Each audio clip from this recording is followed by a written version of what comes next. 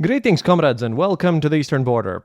This time, literally from the Eastern Border, this is the first episode I record from my new place of living, which is 22 kilometers from Russian border. The Eastern Border has returned home next to Ludza.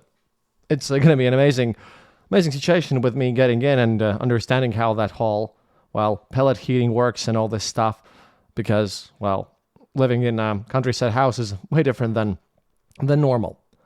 But before we start today, I'd like to make some nice little announcements here, because some of the things why I haven't been on for so long in this month, they need explaining.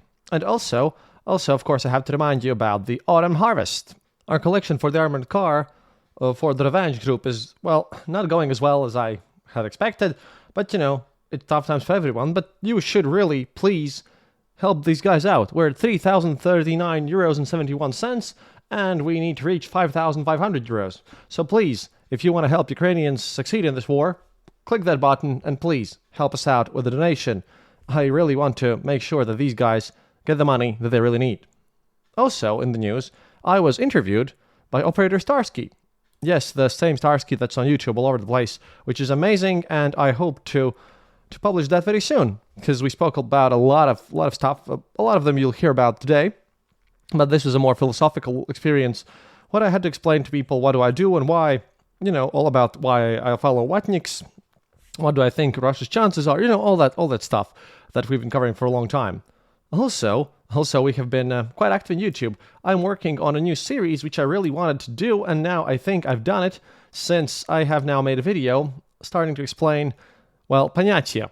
You guys know what понятие is. I'm pretty sure that, those of you who have been listening to this show for a while definitely know what понятие is, at least have some understanding, but I felt like I haven't been able to do them justice in a proper audio format, just in a simple audio format, so we have done something visual and something that I could do only on YouTube. So, if you could go to my YouTube channel, just the Eastern Border, it's the same thing there, just type in the Eastern Border podcast and you'll find me, and over there you can just check out my new playlist. So far, just a single episode, but we'll add more. I hope to realistically do about 3 per month, maybe 2 per month there, where I will go in depth and explain понятия, all these Soviet prison laws which are now in Russia, this Russian thieves code and all this stuff. Maybe kind of do a bit like trying to do a bit clickbaity thumbnails and such.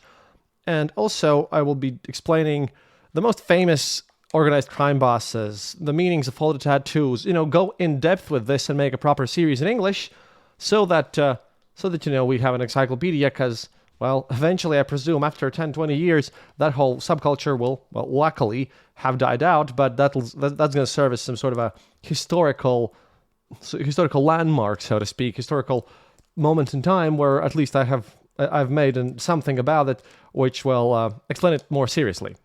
And also, hopefully, Aneta will finish editing that episode tomorrow, but we had an interview with Juris Kaza, just like I mentioned. The problem was that the Juris audio quality, we had a bunch of technical issues, more so than usual, and at the start, Juris audio was just horrible.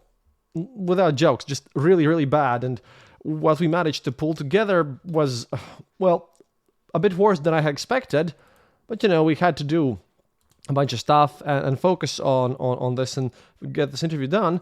And the latter parts, it was okay. Just it took me a lot of technical troubles to get through with to even get this stuff recorded, and this is why it took so long. So that I hope that Aneta is finally done with this tomorrow and it's somewhat in a listenable state. But we're gonna have to go through that and check through all of this. But today, like I mentioned previously, we're going to be talking about a bunch of Vatnik news, and one specifically important one, which is going to be about Alekhine, because the scandal related to that really shook the whole Z society to the core and has dealt a major blow to Russian chances, of winning this war, which, by the way, got mentioned also by Girkin, and there are some very interesting news from the Vatnik front as well. I really wanted to put this out there because these news get unnoticed. I mean, currently everyone's talking about Moldova's election, which I'm following myself. I'll probably, when I'll get my webcam back, I'll do a stream again, but we'll do some of that, and also, just a bit cold here because I'm trying to get the heating done, sorry, but we'll walk through Vatnik news. I will, of course, figure out how all this weird corruption in the fascist realm of crusading zealots works out, and why things are looking a bit strange going onwards. Because these corrupt bastards, oh boy, they they haven't been as happy as they usually are. No matter if the Russian army is moving ever so slightly as a crawling mob of very much vodka-drunk, pseudo-fascist, orthodox, Yuriyevich, socialist, Stalin-crazed bastards who like World War II. But, they're on it. And I think they're now starting to finally understand what's what, since, well, you'll hear about this whole thing today. And the economy news, which are also coming up quite soon, well, they won't leave you unsatisfied either. But let's get on with the show today, comrades. On September the 9th, the Telegram channel 112 published a video in which the Z-author and glorious propagandist and military volunteer, and at one point even personal advisor to Kursk region governor himself, Roman Alekhine, quote, explains how he plans to launder 200 million rubles. Amazing. To be fair, the only thing better would be if he had joined the great Viktor Kobzon concert in hell and hanging out with Zhirinovsky as Kiosyan, the husband of Margarita Skabeyeva, joined earlier this week. But that was like an amazing reason for celebration. Now, immediately after this, a scandal erupted among those raising money for the front and Russian side, fueled most notably by the network of propagandist Vladimir Solovyov. Well, who else? These fascist shits tend to attract each other after all. Most ordinary Z authors stated that this scandal will result in a reduction in the flow of donations. Solovyov may be seeking to lock in all the people's money and thus gain access to, well, immeasurable financial resources, because stuffing their own pockets is, well, the only thing that bastard really cares about. In a way, this is also why he's so massively hated by every other Vatnik humanly possible. So here's the confession of this mad lad who probably would be thrown out of North Korea for polishing the leader's rod too enthusiastically. The whole text was about how, quote, in short, a businessman transfers 200 million rubles to that is Roman Alekhine's charitable foundation. And then I buy, that is again Roman Alekhine, 150 million rubles worth of medications from the same businessman for soldiers of the air defense forces. The businessman gets his money, and I'll get a small fraction, 50 million, as a commission and a reputation as a patriot. Moreover, we will actually overstate the medication, the amount of volume of medications delivered. So that's going to be pretty cool for all of us. And quote, here's how Vatniks actually deal with this whole mess. And now, this event, without exaggeration, it shocked the Z community completely. They got mad and crazy and started shouting out in droves how this is going to destroy everyone. But we'll get to that slightly later, because this had a nice little continuation why I took some time with it. Moreover, this event definitely will have far-reaching consequences, not only for the entire volunteer movement, but also for the general fascist meat assault units, also known as, well, Russian army, and quote unquote, at war. Well, that's a mob of angry orcs if you ever saw one. Possibly, they could be better off throwing vodka bottles at people, because right now they're basically shooting themselves in the leg and being too busy not getting gasoline, but it is what it is. But, it would seem, well, what's new about this? Haven't we got enough corruption? You might ask about this one. Yes, 200 million rubles seems impressive, but who would be surprised by that these days? Well, besides all those idiots who still somehow support the Russian side in the war and are some Putin's idiots and maniacs of that front line, right? Those guys who still to this day, for some reason, support Putin and his struggles and truly believe that Russia is going to come out from all of this mess with some sort of glorious victory. Then again, they're the same people who'd probably sell their own mother for, like, I don't know, $30 or something. $30 and a bottle of cheap moonshine or something. Because I don't know, this is just a bit silly. However, we have to take account of that not everyone who is around on the internet is able and willing to use their brains or be qualified enough to even be posting there. Sometimes I wonder how they continue to breathe. But still, an explanation is necessary because, for example, the former mayor of Vladivostok recently had property worth 5 billion rubles confiscated, and that's a big deal. While, Roman Alekhine is just, talking about a mere pittance after all. Now, to understand the significance of this Roman Alekhine scandal, some additional clarification is of utmost importance and very, very, very needed. You see, first and foremost, in the fourth year of the war, the Russian army is supplied with many, even vital, items by volunteers all the time. The volunteer network spans the entire country. Tens of millions of rubles are donated to the front lines, which is used to purchase vehicles. Literally all of them. I'm not even going to go and list them all because literally all of the vehicles. If it's a vehicle, then it's done by volunteer money because everything else runs out of gasoline or is just blown up. But besides vehicles, of course, we are also talking about, and this I want to count down because people just sometimes misunderstand and they just think that this one thing is the necessary part, but actually, they are providing the army, Russian army, the volunteers that is, with FPV drones, building materials, thermal imagers, laptops, diesel generators, power banks, body armor, sights, helmets, medical supplies, access to prostitution. Not even kidding. There recently was also a complaint that they're not receiving their access to services of prostitutes that often. And I think that's one of the least of their problems, but maybe this could be abused for some military gain. And basically, like everything that is essential for the military, like all of this. Moreover, as the volunteers themselves explain, the Ministry of Defense has effectively withdrawn from providing certain items, shifting all responsibility to the people. Even Dmitry Peskov said this recently, and he's the spokesman of Vladimir Putin in the Russian side, right? And he stated that, quote, "Well, our front line has everything because of the volunteer work." Yeah, because the state doesn't really want to provide anything. It is completely weird. And a revealing online dialogue on this topic, naturally on the same topic, the Alekhine scandal, took place between Dmitry Sheshchin, host of the Russian Tarantas channel, and the head of the volunteer organization Doctors You're Not Alone. And here's going to be some cut-out stuff from there. See, Sheshchin wrote, quote, "In my practical opinion, humanitarian volunteers assisting the front have important tasks. In a critical situation, they need to deliver to the line of contact, линии боевого прикосновения, what was needed yesterday. But when hundreds of millions worth of necessary and standard equipment is delivered, it immediately raises a host of questions, from the work of military supply personnel to corruption. We went through all this during the First World War, and remember well how it ended. I wouldn't want a second series. Well, you sort of did, but then they called the Great Patriotic War, and bunch of idiots with 3 brain cells. And Doctors You're Not Alone countered that perhaps in an ideal world everything would be arranged this way, but in reality things are very much different. Quote, "Some volunteers have ceased to be volunteers because they are no longer engaged in patching holes, but were forced to form an institution for parallel supply of the army using public funds. They were forced to grow to such a scale so that the Russian army could keep fighting."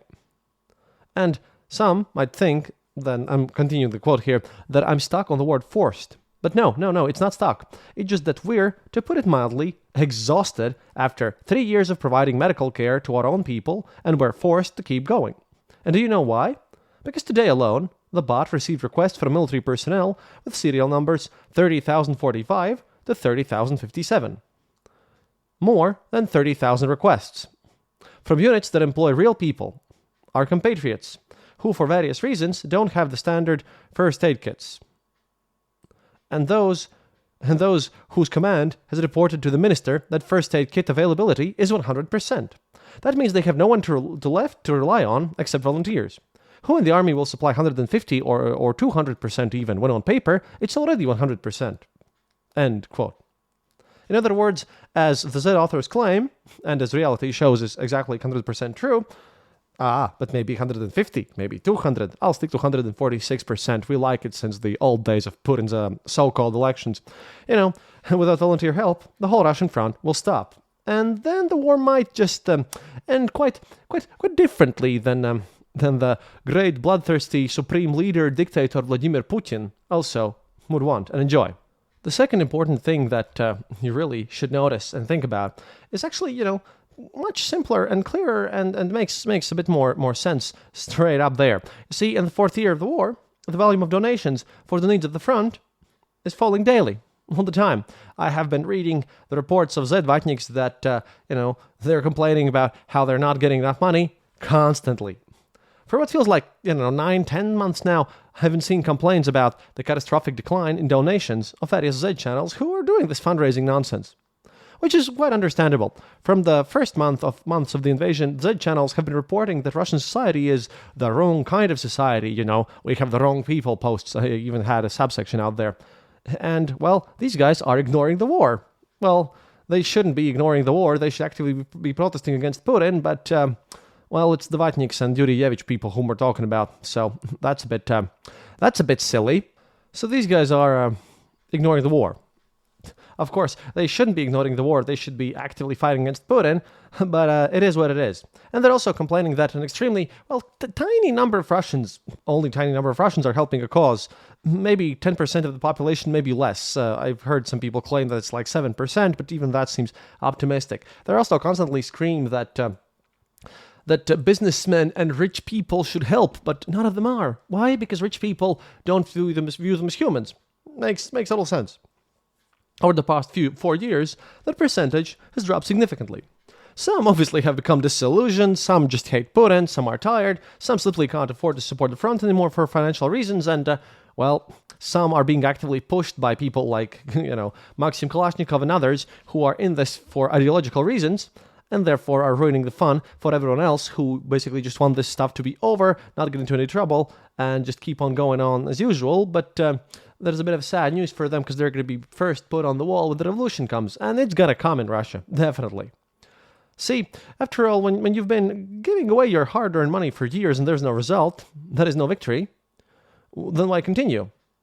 That's precisely why, as soon as the video of Roman Alekhine's conversation surfaced, oh boy, there was a literal veiling and gnashing of biblical proportions, to the extent that they should put this in Vladimir Kvachkov's posts instead of like Stalin or something, but he, of course, kept silent, but everyone else just was like veiling and screaming as if it's like the new Shoah or something about this whole situation, and it's just crazy. However, with this, I have to remind you that Ukraine, unlike Russian people, are fighting for its own survival.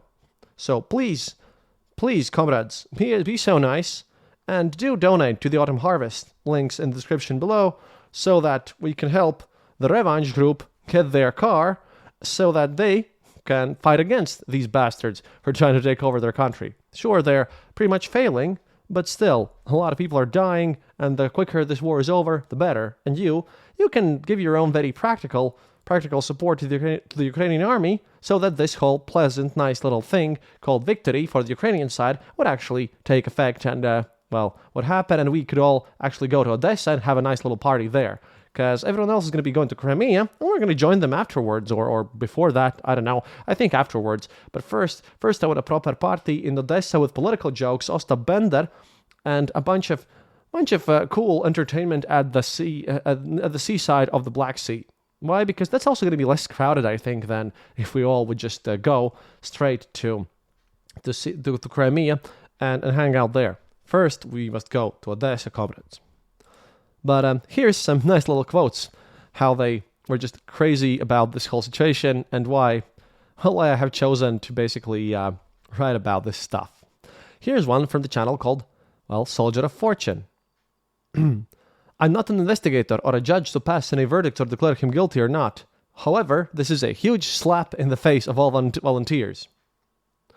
At the same time, 2 Major is one of the largest Z News channels with over 1 million subscribers and very active charitable foundation supporting the front line, wrote the following. Well, Roman, you've led the entire volunteer movement down with your video, and us personally.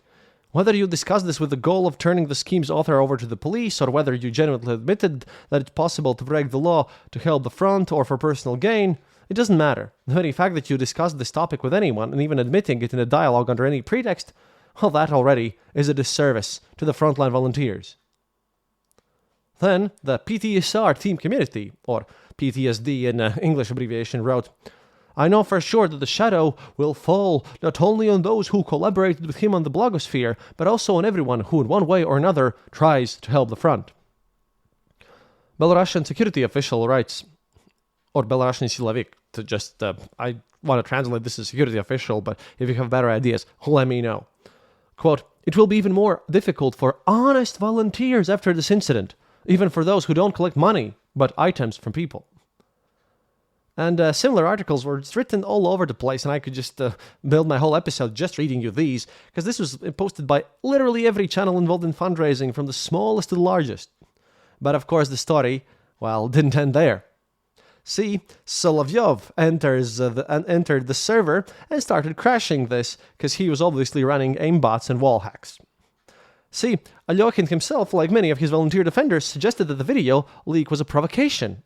And not so much against Alekhine specifically, but against the collective Alekhines, that is the entire movement of these duped idiot volunteers who still want to give their money so that Putin would have all his dachas and, so that they could show loyalty as proper fascist dogs who need to bark at their leader since, well, their brains just simply refuse to accept even the basic idea of having a single, unique, self-sufficient thought or the idea of actual reasoning in their heads. And this was just stupid and crazy. And one of the main Z channels, Ribar, wrote about this in this vein, quote, "Some in power have already tried in the past to seize control of all humanitarian aid through official funds under state control and with the obligatory entrance fee of loyalty. Such attempts have been and will continue. And the Alekhine scandal could become a convenient pretext for them to tighten the screws and destroy everything." I try to be epic in these conversations because otherwise, I've been reading all throughout this depressive stuff for this time and been busy moving and actually dealing with the heating. And right now, currently, I'm starting to freeze a bit. But thankfully for you, through the power of editing, we come to the most interesting part of the study, conspiracy theories. I should always put this as a true crime show, really, because all of this is true crime. And I have a sweater and my fireplace is going, so I will not freeze to death while making this show. But, we're talking about the assumptions and conjectures of the Z authors, and this is great because Z conspiracy theories, oh boy, those are really good. Almost as good as Z poetry, but we'll get to that eventually because I'm collecting these things. Basically, this is conspiracy theory that is very, very convincing that Vladimir Solovyov is trying to corporately seize the urgent collections for the Russian front, all of the industry. See, the whole idea is that Vladimir Solovyov's hatred for urgent fundraisers has well long been known. Grubnik, Montian, Alekhine, Zhivov, Filatov, all of these people whom I've been quoting here, practically all the well-known Z volunteers have at one time or another been targeted either by Solovyov himself or by one of his minions. Evil little cohorts. The bastards worse than other bastards. The kings of bastards, I would say, or how would you put it if these guys fail at being a bastard even? Oh well, little swarms of tiny little bastardos. Vityazleva, Yakimenko, Gasparian, or anyone else from the Soul of Life crew, whom I hate personally, and I will not forget these people so that they definitely go to prison. Basically, as soon as channel 112 or 112, and that, by the way, is the number for which you use to call the ambulance or the police over here. This is our version of 911, basically, for the American listeners here. Well, as soon as channel 112 posted the video with Alekhine, Solovyov's network immediately jumped into the fray as hungry sharks or just vultures to tear up the poor sod and not giving any craps about how this would affect the volunteers and therefore the Russian army, because Solovyov, well, he first and foremost only cares about his own personal gain. And they wanted to maximize the hype of this as much as possible. And of course, Vladimir Putin is so disconnected from any objective reality that he actively supported all this stuff. This is just amazing. Moreover, the network was bashing not just Alekhine specifically, but like the entire volunteer movement. Yes, Vladimir Solovyov on Channel 1 was bashing the whole volunteer movement, the whole thing that gives the Russian troops most of their equipment, which is why also their cries about how they're dying in droves and dying in meat assaults, well, yeah, all those complaints have increased exponentially lately. It's just amazing. The channel Friedrich wrote, quote, "While some are fighting, spilling blood, doing their duty, while desperate, genuine humanitarians are distributing aid, others are turning the special multi-operation into their own sleazy cabals with money to rake in. Ilya Remeslo, also on his YouTube channel and his RuTube channel. The way RuTube is now living and, draining its existence and everything on the web by having become basically the streaming platform of every pirated movie ever on this side of the previously known as called Iron Curtain, right? Over here, you just type in any movie and you'll get it in full with like Russian subtitles. It's not even funny. I don't even know how the cinemas are going to go back to work after this whole mess ends, but, I don't think they're going to have time for cinemas during their massive civil war that's about to come there. But yeah, RuTube is now living on purely pirated content without even any ads, which is just so silly. I mean, they wanted to make this official, it ended up being pirated. Anyways, this Yeremeslo guy wrote it, quote, "And it's not just Alekhine. A large number of shady fundraisers have proliferated, and Alekhine isn't the biggest of them, but perhaps the most notorious. It's time for a comprehensive solution to those for whom war is their mother. I've been talking for a long time about the need to pass a law regulating volunteerism and fundraising." Glorious, isn't it? Another one of these bastards, Yakimenko, said the following, quote, "Of course, the whole gang of looters will remain silent, because that's how they all are.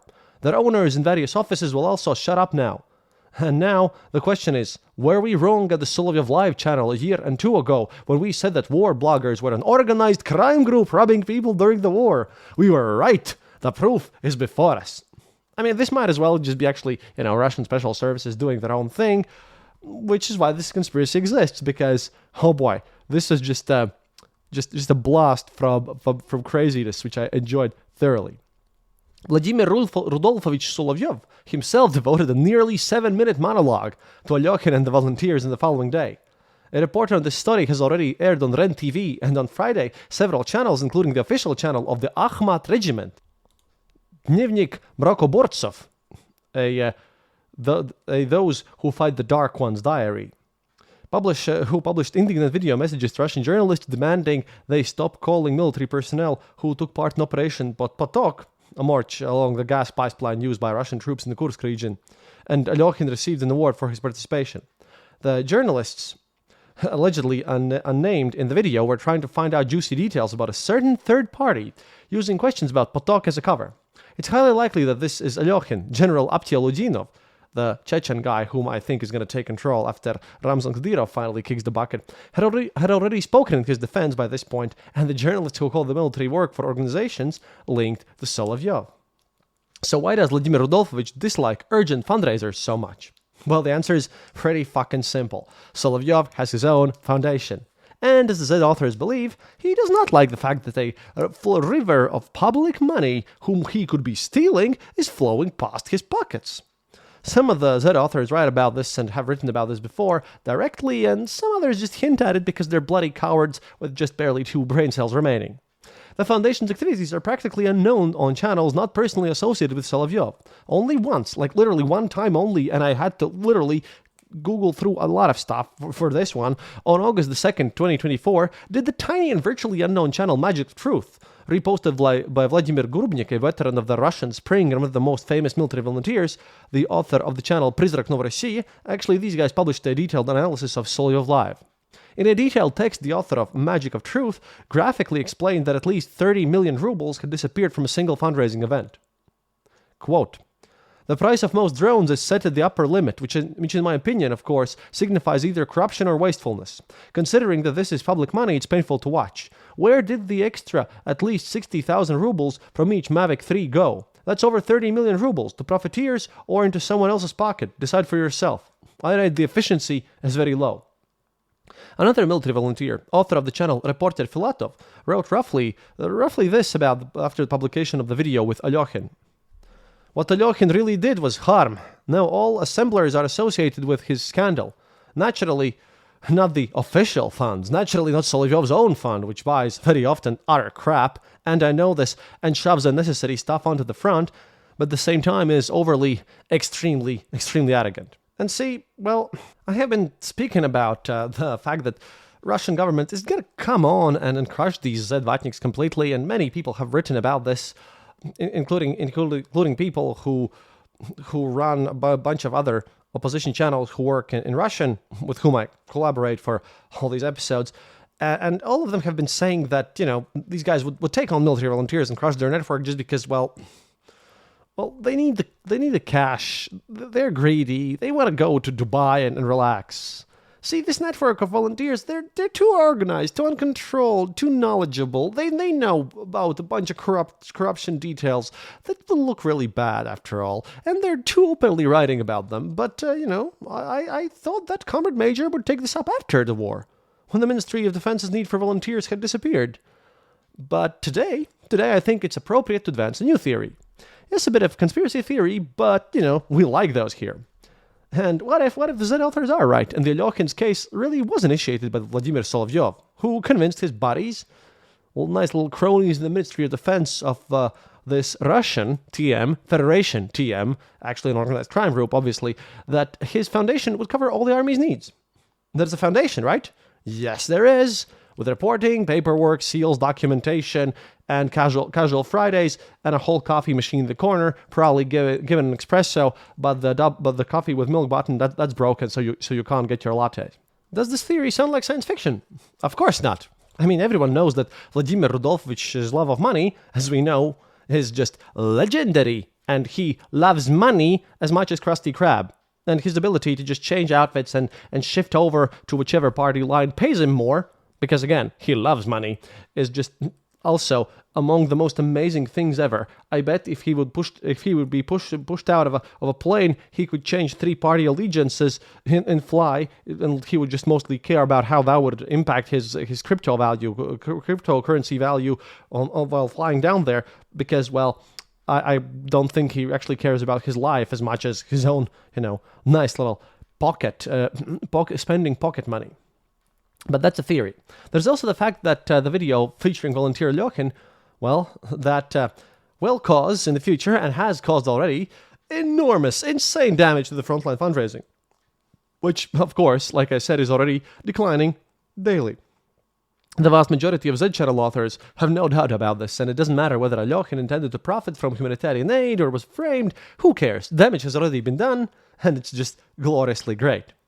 The best part is, it doesn't matter how this massive toad snake fest ends, whether Solovyov can defeat these urgent fundraisers, or whether the volunteer movement continues to operate as it has all these years. The Russian army will feel the impact first, and they're gonna die. Oh boy, because, again, volunteers provide them with everything. And if the urgent fundraisers survive, their volumes will decline. It's not for nothing that the Z channels are publicly panicking. The situation was difficult for many even without the scandal. If Solovyov wins and all the proceeds go to official funds, including his own, well then, as the author of the Reporter Filatov channel wrote above, these will be mere window dressing efforts, with the goal not of helping the front, but of making money. For us, it's literally a win-win situation, for which I can congratulate you on these harsh times. And again, I do have to remind you that, still, guys, first of all, please donate to the Autumn Harvest. I really want to help those guys out, and I feel really bad that we haven't been able to do that. Really. Just, it's an important thing for me, and I feel bad that, we're not being able to pull this off. I understand times are tough, but, well, I just really wanted to do this for my own birthday, which is why I started it on that time, but, do something good. Help out the Ukrainians. Click the donate link below. And also, I would also be very happy to... Oh, I have to do this horrible marketing thing again.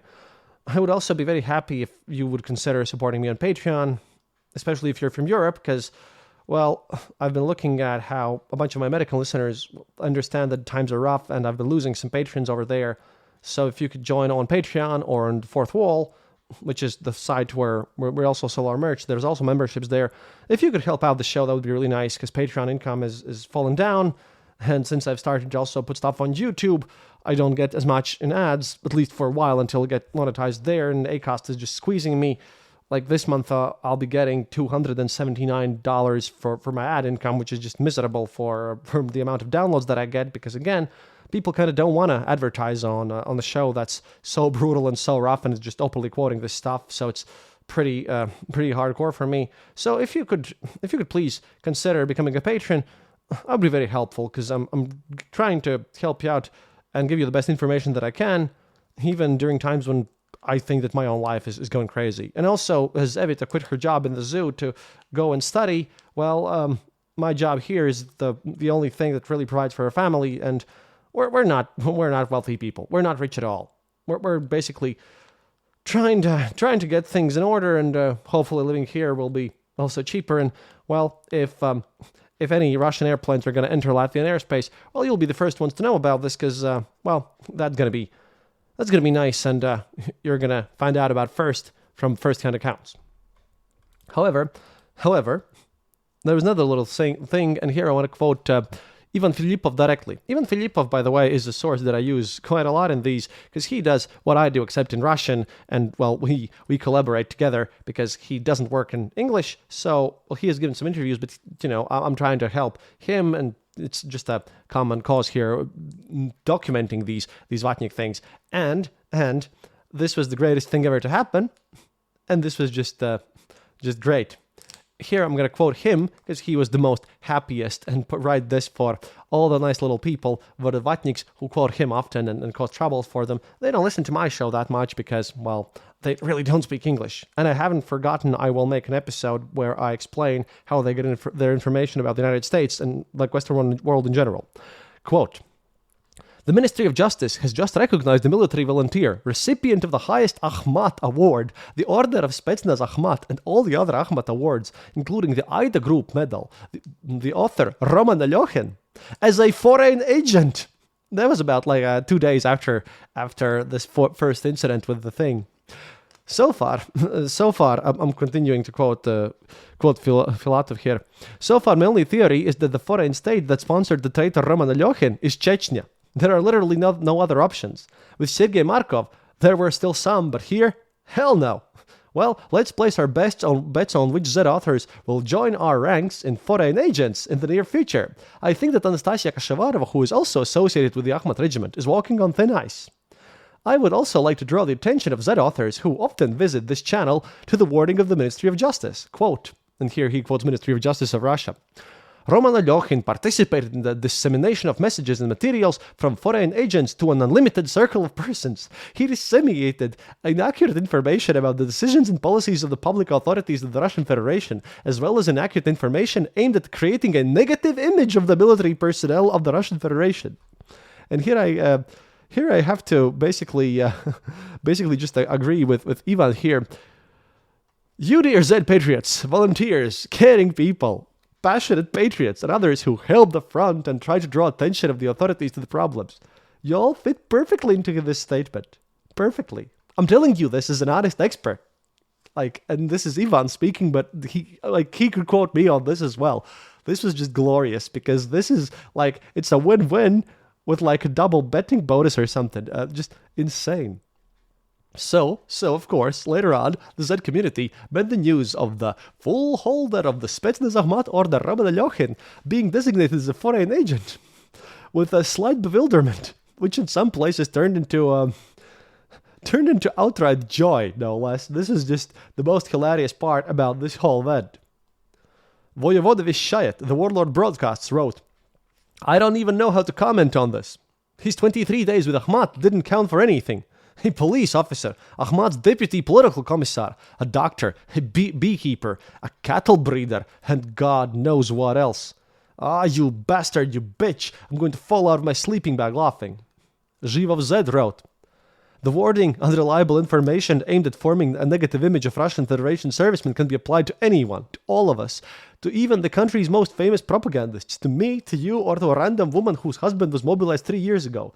I realize that with this level of motivation for foreign agent status, anyone can become one, including your humble servant." Well, that is Zhivov Z, and he's neither humble nor servant, although, wouldn't take him to just carry the firewood to my fireplace. No, I trust my firewood way too much. In short, the cleansing of the information space has begun. Soon it seems we will be saying goodbye. Side note here, please give a listen to my episode 299, the last one of the 12th, the previous season, where I directly talk about how, Maxim Kalashnikov and others, are suffering through this very situation, and what they feel about this while the death spiral has already begun. Tick tock, and also episode 300, which will also explain everything and why I'm taking this in nice little stride. And then, Belaruski Silovik, Belarusian security official, he commented, quote, Yes, there were really delusional posts, and you can agree with a lot of them, but damn it, I personally know from people from the front whom he actually supplied with humanitarian aid and provided with communications. The same month with Ahmad. That's also a plus. At the same time, the paradox. The same Alla Pugacheva, who gives interviews and causes more media harm to the state, isn't recognized as a foreign agent, but Alekhine was. I don't know. Maybe, of course, we don't know something and something else will appear about him soon, but the story looks bad. Why would they do this? Well, Belarusian security officer, I guess you're just wondering how the fuck did you end up in this country, and this is your nice little inability to admit that you've done anything wrong. Isn't that great? Just purely amazing. Cheryl Panikin wrote, "The state tolerates criticism, but it doesn't tolerate it from the people involved in questionable shady schemes." Oh no. Everyone's involved in these schemes, by the way. They have been buying apartments and cars and all this time. Just amazing. That is, it doesn't like hypocrites. This is my understanding and explanation of the situation. They didn't find fraud in his actions, but how did they find foreign agency? I can't explain this. Roman Novikov wrote, this is just great because he also is one of the Vatniks who had just discovered in what country he actually lives. "I'm sorry, but this is some kind of bullshit. On what basis was such a decision made? Again, instead of getting to the bottom of it, whether he was stealing money or not, they add him to the foreign agent registry. For talking to foreign agents? What kind of legal fucker is this? What is this bacchanalia of mockery over the very concept of law?" Well, Comrade Novikov, you really have no idea, don't you? And here is some more because I was laughing my ass off. Pyramidное действие Z writes, "It is clear that this is a consequence of the recent scandal. They appointed a pre-investigation check and found that Alekhine was under the influence of reptiloids, idiocy and profanation. Instead of moral values, cops and investigators. Instead of civil society, the Ministry of Justice. After all, if the state has claims against Alekhine, they should have been formalized into criminal charges. One gets the feeling that there are claims, but the repressive apparatus has degraded so much that they are taking the easiest path, not even trying to prove the person's formal guilt. But there are also advantages. The right hand doesn't know what the left hand is doing. After all, among the ultra-loyalists, there were those who were getting Alekhine off the hook. Apsy Lojinov, for instance. And yeah, the Chechen soldier actually tried to get him off the hook and defended him at first. And it's just simply amazing. Also, Roman Alekhine had written so many texts about how foreign agents should be shot, put in prison, sent out of the country, how their property should be confiscated. Guess what, Roman Alekhine, you filthy bastard, you. How about they take all of your stuff? Wouldn't that be just great? And yeah, he actually did provide some help in the front lines. So this is just the wins keep coming. I will get tired of winning so much. We're winning so bigly. This is the most hilarious stuff I've ever seen. But we're going to finish this quote here. "They are now in an awkward position, either to challenge the authorities' decision or admit that a shaitan has crept in among them." A channel Larkin, don't worry, I just have two more of these. Larkin wrote, quote, "You had one job and you failed it, my native state. I think this is such a not cunning scheme," not in brackets here, "to get Alekhine off the hook. This is completely in the style of his social technologies. Chunky fucking boards who are self-proclaimed. And the reason for this absolution is also very clear. The number and quality of the corrupt counterparties tied to him are such that it's easier for them to unanimously cover for him than to sit next to him or even just to contain the consequences of scandals related to his possible testimony. And this is the main guarantee of Alekhine's safety. The scale of all this rot and filth is much larger than a lousy emergency collector." Yeah, here I would like to say, because this probably needs some understanding. Yeah, this Larkin guy thinks that Alekhine has got it off easily, that he needs to be prosecuted for his actions, but now he's just a foreign agent, while other people are stating that, what do you mean he's just like a foreign agent, not being prosecuted even, because of even more corruption? This is just crazy. This is just stupid. Oh, man. And I'm going to finish this with Mig of Russia, Mig России channel, who just wrote, "Regarding the new foreign agents, we will repeat our old post about the fact that the Telegram free-for-all is over, one more time. Only because there are good, sincere people among the incomprehensible ones. But we will definitely not repeat ourselves again." They did repeat themselves again later on in another very similar post, in which they added, this actions like these might make sure that people find it different, that it's difficult for them to differentiate between those foreign agents who are actually enemies of the Russian state and honest people because of the stupidity of these actions. This discredits the very notion of foreign agents in their country. Doesn't the government understand that this is destroying their own image and actions? Oh, man. The government doesn't understand anything. I mean, I told you, we can only win from this and we are already winning. But you know who isn't winning? Because I'd like to add this somehow. Well, Igor Girkin. Igor Girkin actually just wrote a letter, which I didn't know where to put, but when I read the title, I had to put it over here because we have been winning so much. So let us all check out Igor Girkin's letter on whether Russia can still win. He literally wrote one saying this. Before that, though, one last time I have to remind you, please go to the Autumn Harvest page and click the donate button. And again, consider becoming my patron, please. Or if you're watching this on YouTube, please check out my other stuff. I really need the watch time right now until I get monetized, and then hopefully we can sort all this out. But yeah, I'm going to finish this with Igor Girkin's letter about whether or not Russia can still win. And that should be a plenty of explanation for all of you filthy Vatniks out there. And this is in response to Trump's latest statements, and I think Zelensky really pulled off quite well this whole Trump diplomacy here. So, here we go, because we can't miss Girkin on this show after all. Quote, I read Trump's latest statement, which was extremely harsh towards Russia, in which he said that Ukraine could defeat Russia because Russia turned out to be a paper tiger, along with all his other epithets directed at us. And unfortunately, I cannot disagree with him on a number of issues. Indeed, it takes a lot to fight for 3.5 years against a country that everyone expected to collapse in 3 days or at least 3 weeks, especially since no one expected this from a country with such an enormous military potential, such a long military history, such significant military traditions, and a fairly large army. I'm still actively interested in the question, will anyone ever be held responsible for the fact that we entered the war with parade-ready Biathlon Victory Park troops? Will anyone be held accountable for the adventurous plans that were completely out of touch with the real operational situation and led to serious defeats, failures, and massive, huge losses? Losses bigly, of course. The problem is not that I thirst for blood or seek revenge on anyone. That is the last thing on the mind of someone who cares about the fate of the country. Oh man, Igor Girkin talked about bloodthirst is something else.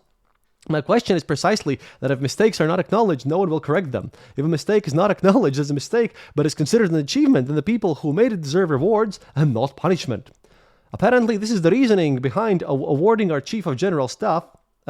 Let me remind you that is Gerasimov, whom nobody has seen for a long while, with yet another medal. And for what, one wonders? For the fact that our troops are advancing at a snail's pace in certain directions and then surrendering the same territory during enemy counterattacks? Or for the fact that, according to general estimates, we are 1.5 years behind the enemy in terms of number, specialization, availability, and specifications of drones? Or the fact that our eastern bases on the Black Sea are already under attack. Where is the Black Sea Fleet? Air defense where? Which 3.5 years ago completely controlled the sea and air above it. Where has it gone? Where has it gone? In the bottom of the sea, together with Moscow and other animals. That the enemy is attacking Novorossiysk with unmanned boats and the fleet is unable to prevent it. What is happening over Crimea? What is happening to us if strikes are being carried out from the neighboring region, the Perm region, and we are unable to respond or prevent it? Who in the end will be held accountable for all this? Well, of course, we all know that already, but I just found this great. One minister was promoted, albeit formally. One general was sent to Tatarstan as an advisor. What is going on with us? The third famous commander is still in charge and receiving medals. If we consider that the fact that we have been at war for 3.5 years and are suffering huge losses, that this is the new normal, then I don't know what kind of normal that could be. Something must be done. A solution must be found. None of it will, of course, but, Girkin is optimistic and happy as usual. If we cannot win the war, then perhaps we really should withdraw from it. The problem is that our partners will not allow this. By partners, he puts that in quotes, and of course means NATO countries, because he obviously thinks that no drones or MiGs ever entered any airspace, because Russia would never do such a thing. Yeah, again, you'll hear about them when they come over my head. We need to think about how to force our partners to withdraw from the war, to make them agree to it. If we are unable to force them, then the questions no longer concern the military leadership. In general, I assess that the situation is extremely difficult and showing a persistent tendency to worsen. Unfortunately, I see no prospect of a quick victory over Ukraine, none whatsoever, because nothing, absolutely nothing, is done to prepare for this victory. And there you go. I mean, I told you, Roman Alekhine's case was important, And then we had a win-win situation, and then we got to throw an extra win as a bonus points. And now, well, Russian side, according to Gorgirkin at least, well, they're not being so happy at this point because they're being dealt a loss after a loss, which I find just great. So on this happy note, comrades, до свидания. See you next time. And as always, remember, happiness is mandatory, this time with free extra mandatory happiness for the glorious wins that we're all having.